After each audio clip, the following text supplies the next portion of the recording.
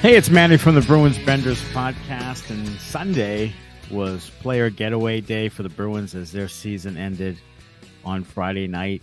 And on Sunday, many of the players talked about injuries that they sustained during the season. Hampus Lindholm was healthy for much of the year, but outside of a knee injury in February, he did play with a knee brace for the remainder of the season. He was asked what he'd like to see next year on defense, and he said that all six defense to be more involved in the offense. It was definitely an issue for some of the postseason. Brandon Carlo had 3 goals, Mason Lohrei a goal, Charlie McAvoy a goal.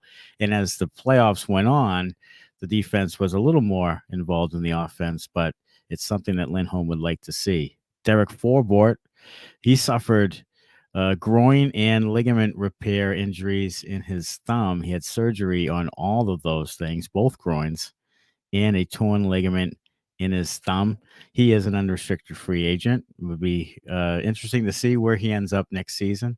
Jeremy Swayman wants to get a long-term deal done with Boston, can see himself playing with nobody else, but he's confident it will get done this offseason, and we'll see what the terms and the value is with that contract.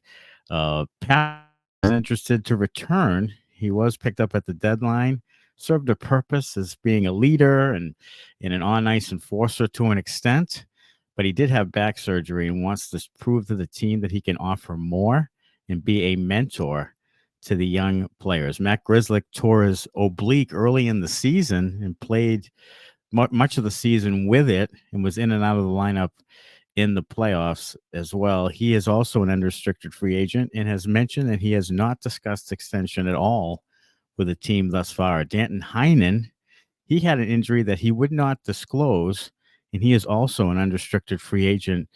He was picked up toward the end of last offseason. It's kind of an insurance policy and ended up playing a pretty big role with the team. So we'll see if they bring him back as well. So all in all, it was a season full of injuries that you usually have in the playoffs.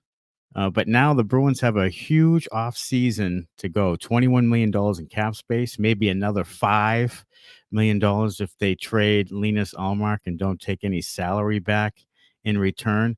And there's a list of some pretty good free agents out there.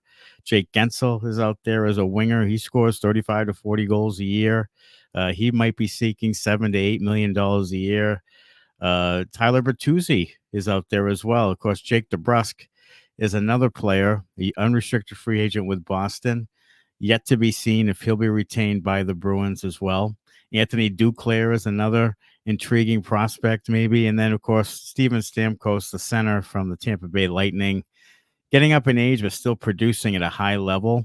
He could solve some center problems for the Bruins, as could Matt Duchene, who's 33. And, of course, Elias Lindholm is someone who's always in the discussion when it comes to Boston. Sam Reinhart had 57 goals last season for the Florida Panthers, scored a big one in the playoffs as well against the Bruins.